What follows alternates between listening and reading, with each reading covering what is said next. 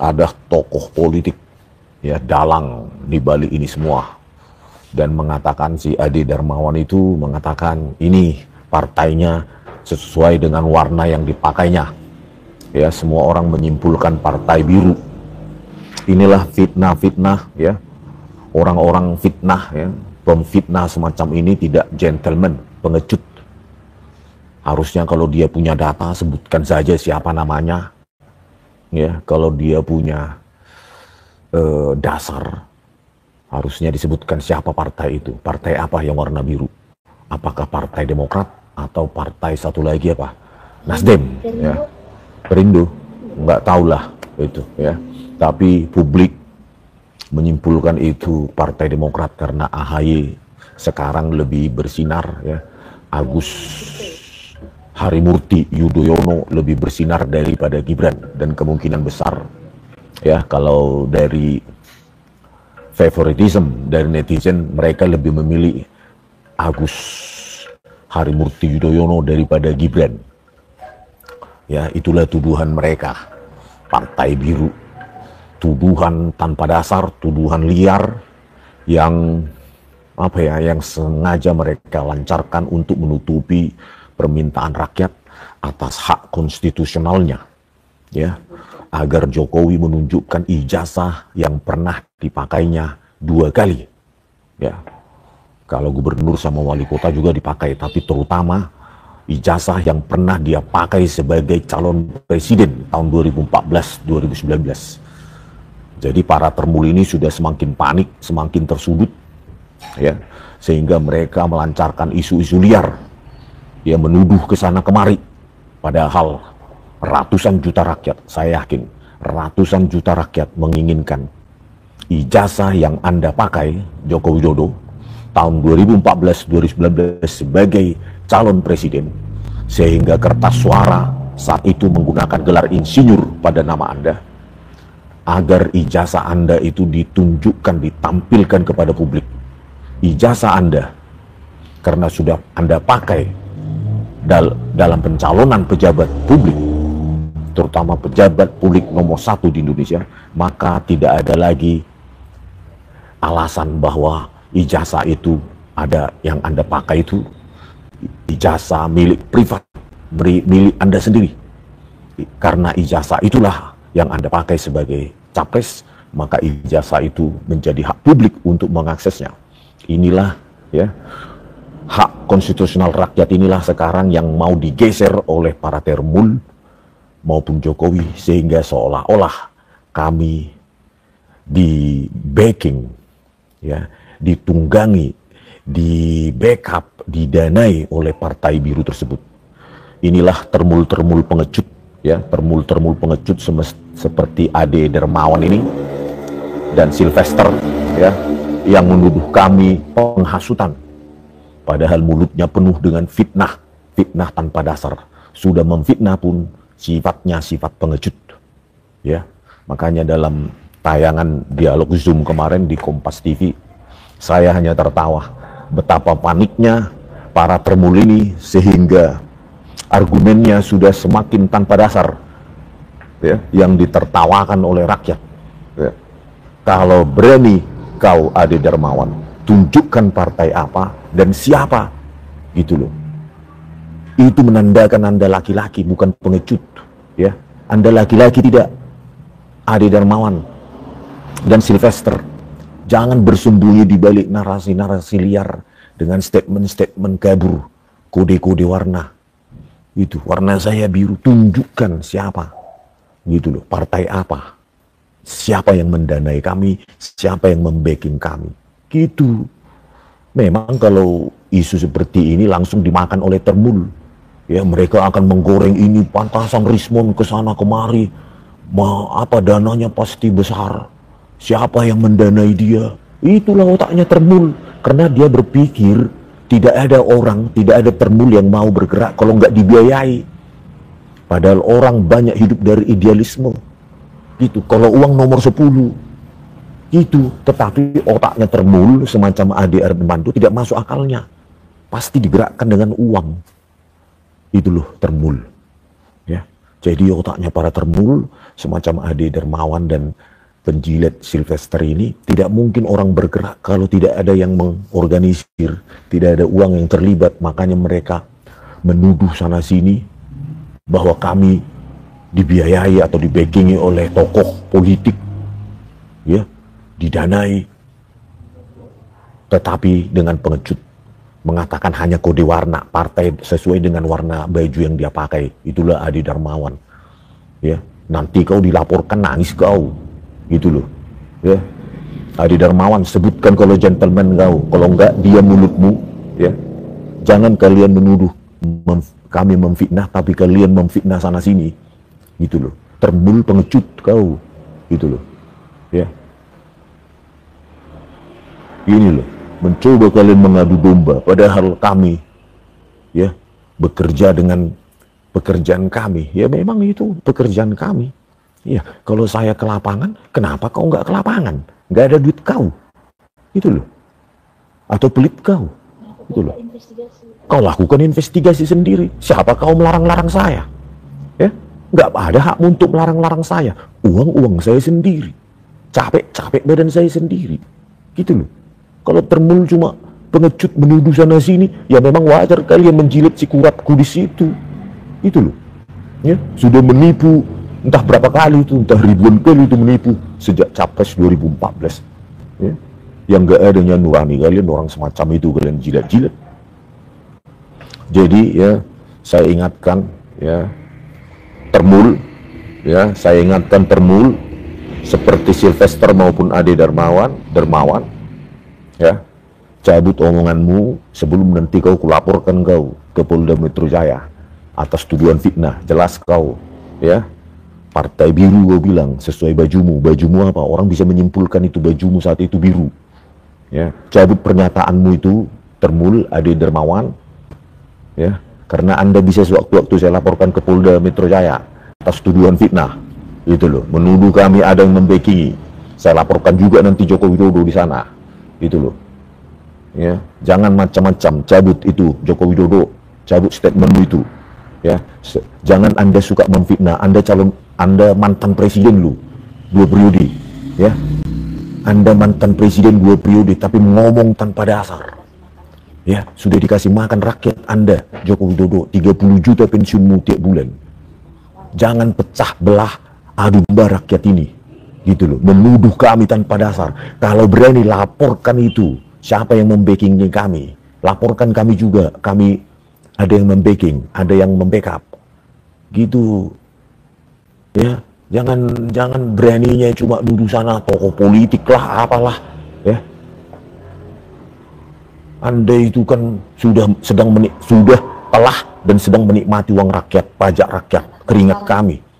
Anakmu juga sekarang sedang menikmati uang rakyat sebagai wapres, menantu sebagai gubernur Sumut. Semua menikmati uang rakyat, gitu loh. Tapi pekerjaanmu mengadu domba, ya. Kalau Anda tidak berani mengatakan siapa tokoh politik itu, diam, gitu loh. Apalagi kalau hebat kalilah kau kalau bisa kau membuktikan siapa yang mendanai saya, gitu. Coba berani buktikan, gitu loh. Itu jangan main-main hanya karena kau sudah mantan presiden langsung suka-suka menuduh sana sini. Udah gitu kau laporkan kami fitnah, padahal kau sendiri yang memfitnah sana sini. Itu dasar termul adu domba.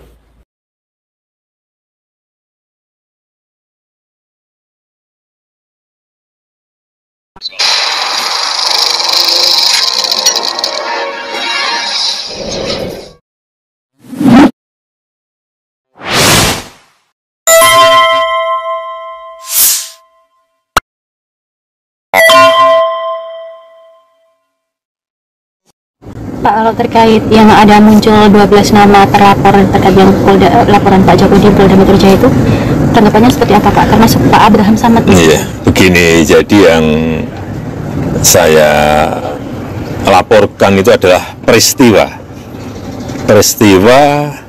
mengenai dugaan pencemaran nama baik dan fitnah. Itu. Jadi saya tidak melaporkan nama. Kemudian ada tindak lanjut penyelidikan dari Polri dan muncul nama-nama itu. Jadi sekali lagi yang saya laporkan adalah peristiwa dugaan pencemaran nama baik dan fitnah. Berarti munculnya Pak Abraham Samad itu juga bukan dari Pak Jokowi? Bukan, itu karena proses penyidikan yang ada di Polri. Kalau untuk terkait laporan yang ada di Sleman, Pak, ada 3 laporan, Pak. Itu tadi. Ya, kita hormati proses hukum yang ada. Siap. Pak, terakhir, Pak, terkait dengan Dugaan apa tuh?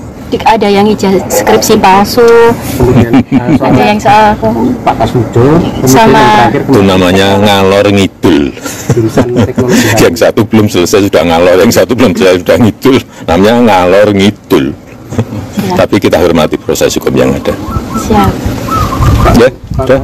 Satu lagi, Pak. Investor Martina mengatakan bahwa ada sosok politik di balik Roy Suryo di kasus ijazah ini. Kan saya sudah sampaikan, feeling saya mengatakan ada agenda besar politik dalam tuduhan ijazah palsu maupun pemakzulan. Artinya memang ada orang besar, ada yang make up, ya itu aja. Pak Jokowi udah menduga nggak, Pak, siapa hal itu? Mengarah ke Ya, semua udah tahu lah. Ya, terima kasih.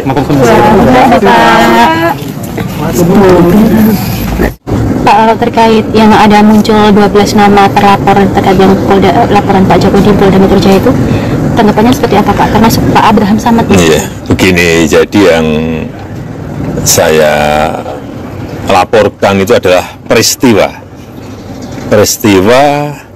mengenai dugaan pencemaran nama baik dan fitnah. Itu. Jadi saya tidak melaporkan nama. Kemudian ada tindak lanjut penyelidikan dari Polri dan muncul nama-nama itu. Jadi sekali lagi yang saya laporkan adalah peristiwa dugaan pencemaran nama baik dan fitnah. Berarti munculnya Pak Abraham Samad itu juga bukan dari Pak Jokowi? Bukan, itu karena proses penyelidikan yang ada di Polri. Kalau untuk terkait laporan yang ada di Sleman, Pak, ada 3 laporan, Pak. Itu tadi. Ya, kita hormati proses hukum yang ada. Siap. Pak, terakhir, Pak, terkait dengan Dugaan apa tuh?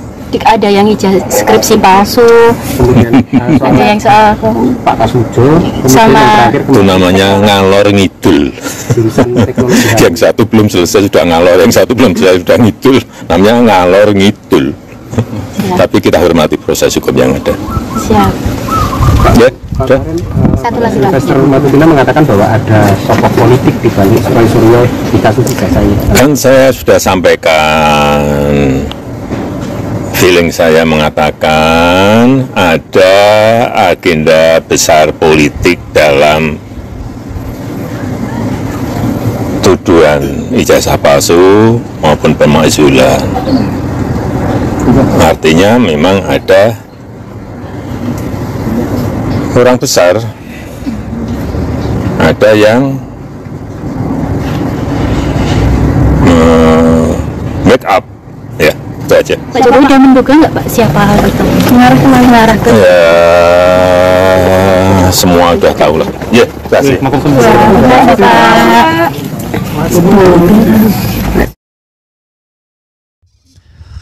Assalamualaikum warahmatullahi wabarakatuh. Sobat RH sekalian, jumpa lagi kita di channel yang keren ini. Keren, cadas. Ya, Sobat RH sekalian, ada orang besar di balik ijazah, di balik isu ijazah dan pemakzulan. Siapa? Siapa ya? Jadi begini saudara sekalian, saya tidak menolak yang namanya free riders, penunggang-penunggang gelap. Bisa jadi apa yang disinyalmenkan oleh Jokowi ada.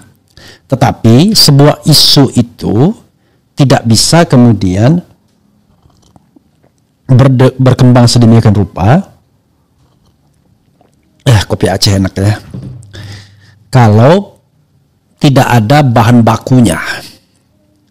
Sebagaimana misalnya kita cerita mengenai ijazah palsu ini. Saya kira nggak bisa ujuk-ujuk tiba-tiba ada orang ngomong tentang ijazah palsu, tapi zong semua, tidak ada indikasi apapun. Jadi kalau kita lihat misalnya ya, isu tentang ijazah palsu ini sudah dimulai oleh Bambang Tri ketika dia membuat sebuah tulisan yang sifatnya jurnalistik atau investigatif jurnalistik. Sehingga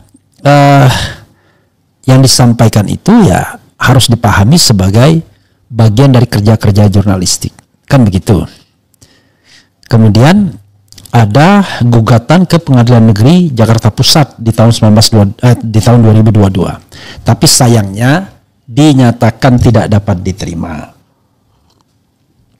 Menurut saya wajar dinyatakan tidak dapat diterima karena pada waktu itu tuntutannya macam-macam.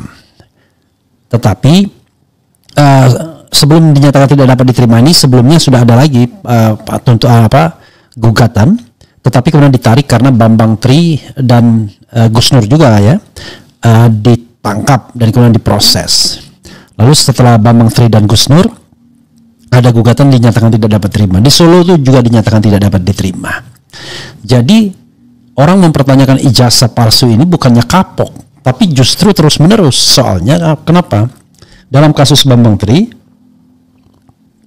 ijazah palsunya itu tidak ditunjukkan. That's the point. Itu persoalannya. Jadi ada faktanya, sehingga kalau mengatakan ada penunggangnya, bisa jadi. Ya, penunggangnya itu orang yang ingin mengambil keuntungan dari ini semua. Siapa? Semua sudah tahu. Let's say kita bicara mengenai isu-isu yang berkembang di bawah permukaan. Kemarin saya ketemu dengan beberapa teman aktivis. Konon katanya, ya tapi konon kan, bahwa di kalangan DPR sendiri sudah sepakat sebenarnya, sudah sepakat ini kata narasumber yang pernah jadi anggota DPR, sudah sepakat mengenai isu pemakzulan ini, walaupun perlu diverifikasi ya, sudah sepakat. Cuma yang mereka belum sepakat adalah siapa menjadi penggantinya.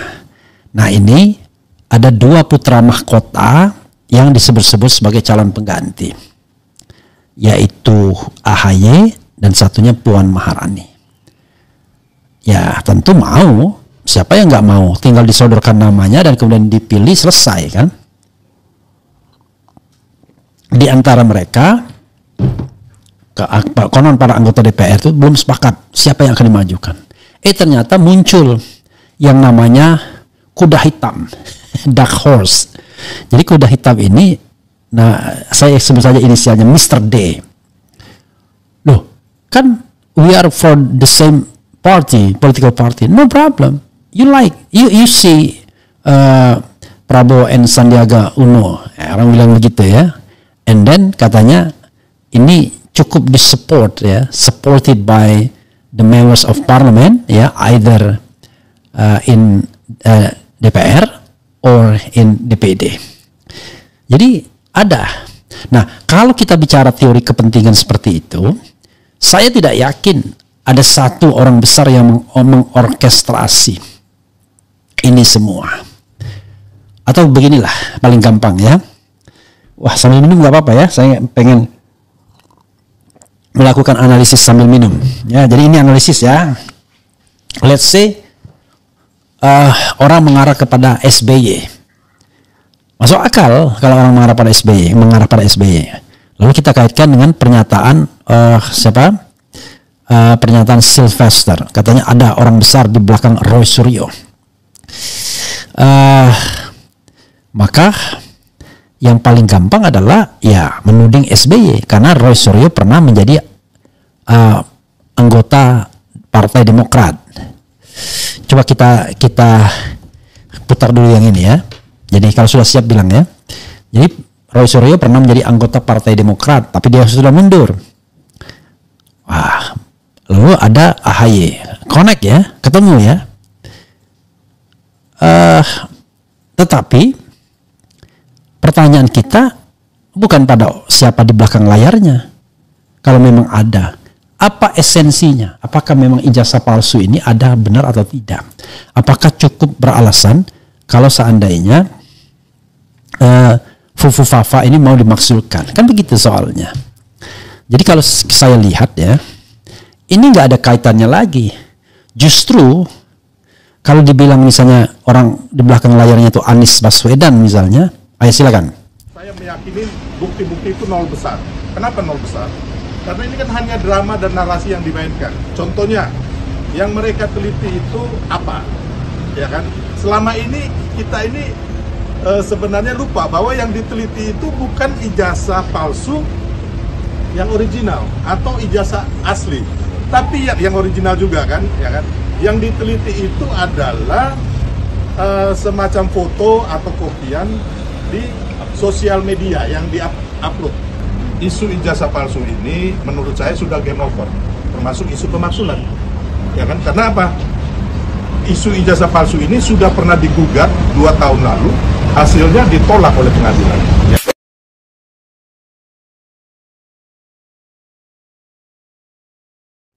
Ada ya tadi ya, Demokrat ya.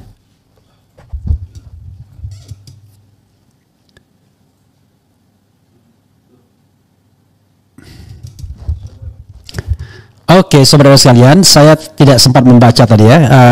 Sepertinya tidak ada kata-kata di belakang Roy Suryo ya, belum sempat. Itu sebenarnya potongan selanjutnya sepertinya saya pernah mendengar. Oke, jadi saudara sekalian, jadi siapa orang besar di belakang itu kita lanjutkan. Maka barangkali apakah dia Megawati, apakah dia SBY, apakah dia Anies Baswedan? Kalau Anies Baswedan rasanya nggak mungkin, karena Anies Baswedan tidak punya kekuatan untuk menjangkau parlemen.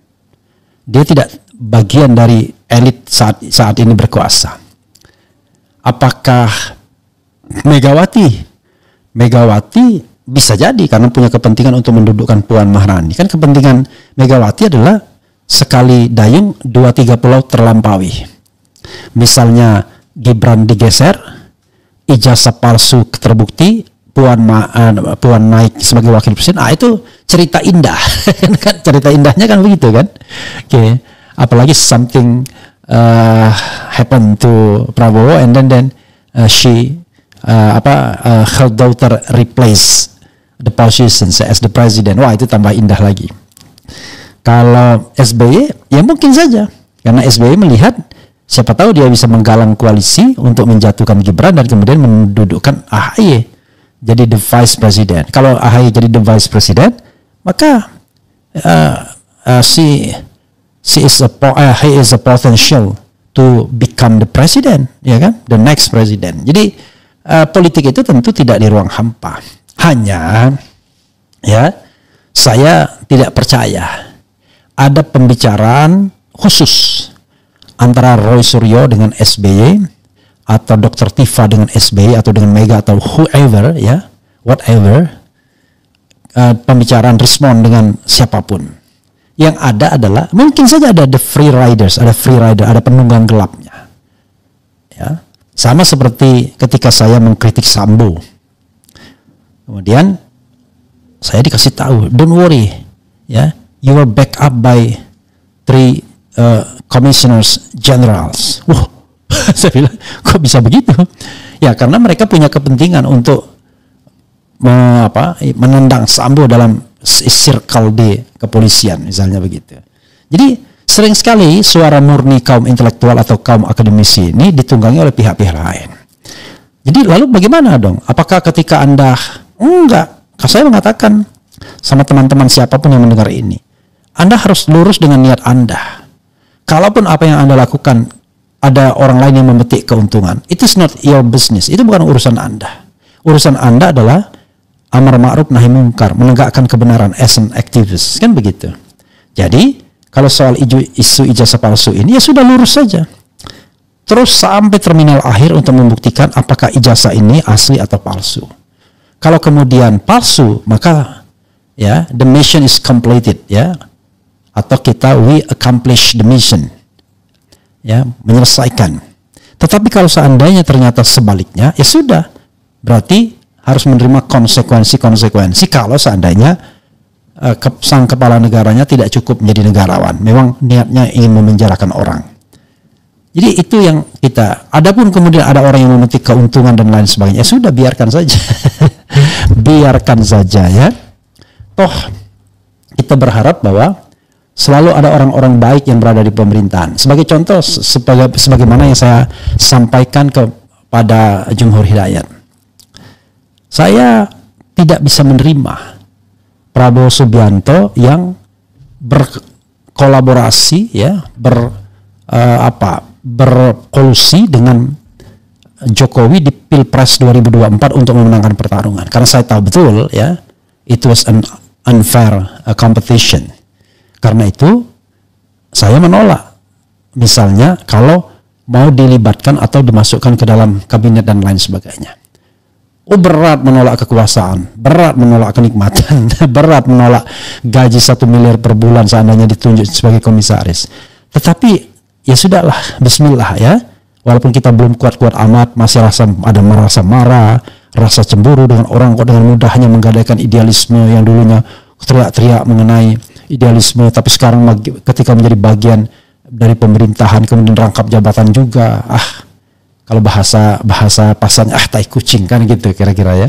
Cuma ya itulah apa istilahnya, godaan kita ya, apakah kita tidak silau dengan jabatan ataukah tidak silau dengan materi yang bisa sangat berlimpah di depan mata kita kalau kita ingin ikut dalam arus atau bagian dari kekuasaan. That's so easy ya kan, dengan latar belakang keilmuan saya, dengan media yang saya punya, so easy to back up like for example the government. Tapi saya memilih untuk terus di luar kekuasaan karena saya tidak bisa menerima bahwa Prabowo menggandeng Jokowi untuk memenangkan pemilu, apalagi menjadikan Gibran sebagai wakil presidennya sampai kapanpun. Nah, kecuali nanti Gibran sudah tidak lagi di pemerintahan, barangkali bisa kita berpikir lain. Artinya Prabowo sudah pisah dengan kekuatan Jokowi. Kalau sekarang no way. Itu satu hal. Hal yang berikutnya adalah bahwa apa yang kita lakukan itu adalah ya kewajiban kewarganegaraan untuk ikut berpartisipasi dalam pemerintahan walaupun tidak ikut dalam jalinan kekuasaan. Jadi siapa bilang saya tidak mau mengeluarkan pikiran-pikiran yang sebaik-baiknya. Pikiran terbaik saya adalah salah satunya adalah kalau Prabowo mau berhasil, dia harus lepas dari Jokowi, harus ganti dengan orang-orang yang tidak amanah, yang korup dan lain sebagainya. Saya setuju dengan apa yang ada di balik yang ada menjadi poin-poin tuntutan para purnaweran jenderal. Jadi gitu. Setelah pisah dengan Jokowi, nanti kita akan lihat apakah Prabowo adalah pemimpin yang canggih, apakah pemimpin yang cuma kucing rumahan, sebagaimana yang pernah dibuat pantunnya oleh Tifatul sendiri. Aku kira angin yang mendesir, ternyata hanya patahnya dahan. Aku kira singa padang pasir, ternyata hanya kucing rumahan. Kan begitu. Jadi saudara sekalian, ya hidup ini Allah Subhanahu wa taala yang menentukan rezeki kita, takdir kita. Tetapi bukan berarti kita tidak boleh memilih. Kita harus memilih untuk berada di tempat-tempat terbaik. Apapun itu, sambil belajar menata hati dan pikiran. Jangan sampai ada kebencian, ada kedengkian ketika kita menyampaikan sesuatu. Tapi kalau hati kita tidak sempurna, wajar. Tapi saya sudah final terhadap misalnya Jokowi dan gengnya. Menurut saya ini masalah bagi Republik ini ketimbang sebuah energi atau kekuatan. Tetapi bukan berarti kemudian anak-anak bangsa ini kemudian harus diusir. Enggak. Apa yang harus dilakukan? Ya jangan jadikan mereka bagian dari pemerintahan dulu. Ya, harus orang-orang yang bersih dan punya komitmen yang memerintah, bukan orang-orang yang mau korup atau orang-orang yang merekayasa sesuatu hal kemudian dijadikan pejabat publik.